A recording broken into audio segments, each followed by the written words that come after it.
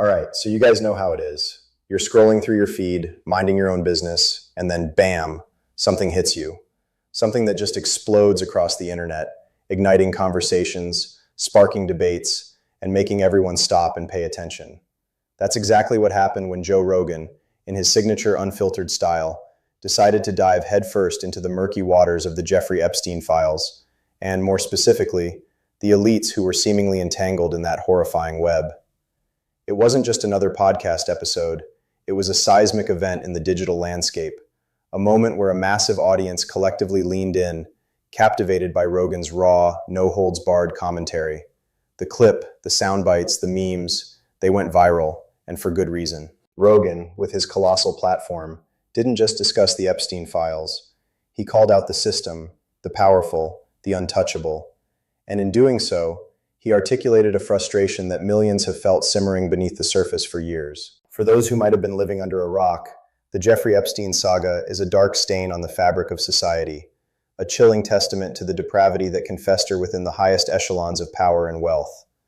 A convicted sex offender, Epstein ran a sophisticated sex trafficking ring involving underage girls, and his network allegedly included some of the most influential figures in politics, finance, and entertainment. His mysterious death in prison, ruled a suicide, only fueled the already rampant conspiracy theories and deepened the public's distrust in the official narratives. The subsequent unsealing of court documents, often referred to as the Epstein files, promised to shed more light on his associates, potentially exposing names that had long been shielded from public scrutiny. And when those files started to trickle out, the anticipation was palpable. People wanted answers. They wanted accountability. But what they often got was a carefully curated drip feed of information, sometimes seemingly designed to obfuscate rather than clarify.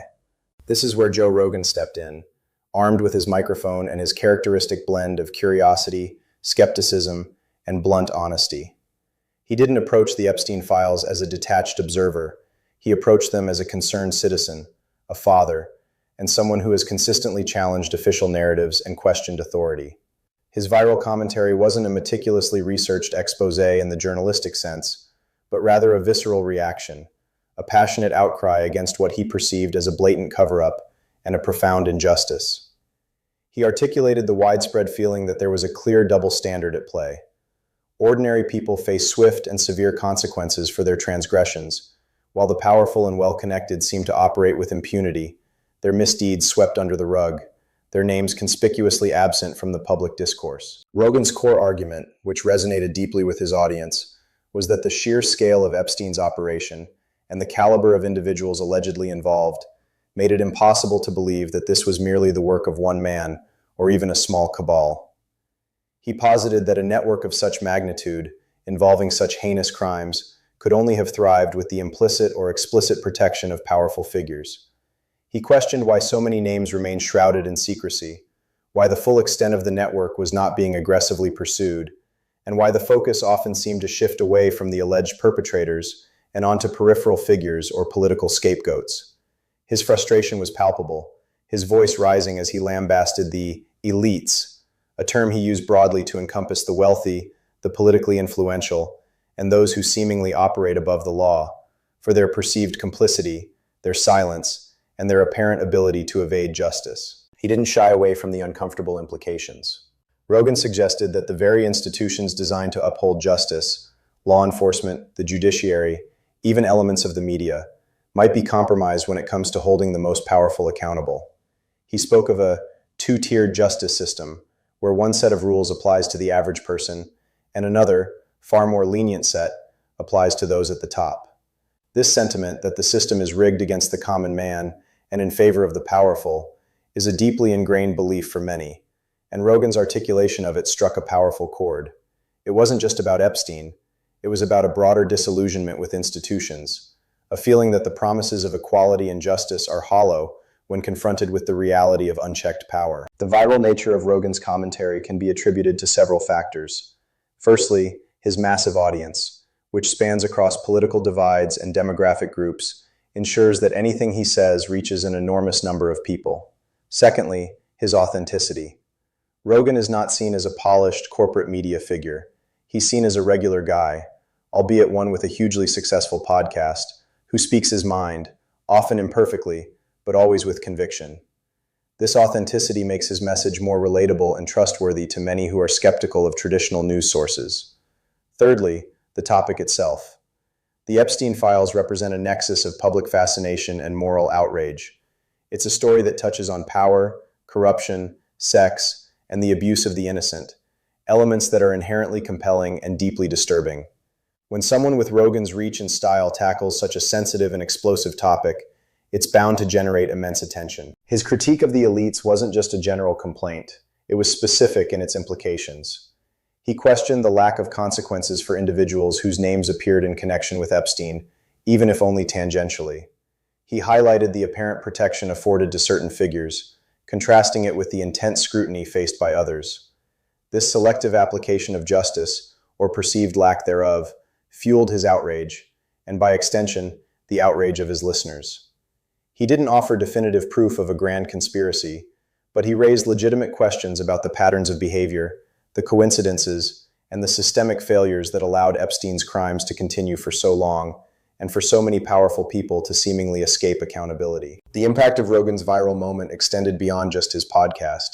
It forced the mainstream media to address the questions he was raising, even if they did so reluctantly or dismissively. It empowered ordinary citizens to demand more transparency and accountability from their leaders and institutions. It contributed to a broader cultural conversation about power, privilege, and the erosion of trust in the establishment. While some critics accused Rogan of promoting conspiracy theories or being irresponsible, his supporters saw him as a lone voice willing to speak truth to power, to challenge the narratives that others were too afraid or too compromised to touch. Moreover, Rogan's commentary tapped into a deeper vein of populism and anti-establishment sentiment that has been growing globally. The idea that a shadowy cabal of elites controls events, that they are above the law, and that they actively work to suppress information that might expose their misdeeds, is a powerful narrative for many who feel disenfranchised and unheard. While this narrative can sometimes veer into dangerous territory, Rogan's approach, which often involves bringing on guests with diverse viewpoints and allowing for extended, unedited discussions, provides a platform for these sentiments to be aired and debated, rather than simply dismissed.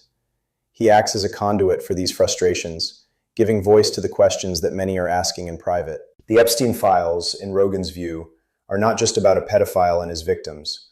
They are a window into the corrupt underbelly of power. They expose a world where connections matter more than justice, where wealth can buy silence, and where the truth can be suppressed if it threatens the wrong people. His viral call-out was a demand for transparency, a plea for genuine accountability, and a challenge to the notion that certain individuals are simply too important or too powerful to face the consequences of their actions or their associations. It was a moment that encapsulated the growing distrust in institutions and the yearning for a more equitable and just society, where no one, regardless of their status, is above the law. In the aftermath of his viral statements, the debate around the Epstein files intensified. More people began to scrutinize the released documents, to demand further investigations, and to question the official narratives. Rogan's influence, once again, demonstrated the power of independent media and the ability of a single voice, amplified by a massive platform, to shift public discourse. He didn't solve the Epstein mystery, nor did he claim to. But he did something arguably more important. He forced a conversation that many wanted to avoid, and he empowered millions to ask the uncomfortable questions that need to be asked if true justice is ever to be served. His call-out wasn't just about the Epstein files.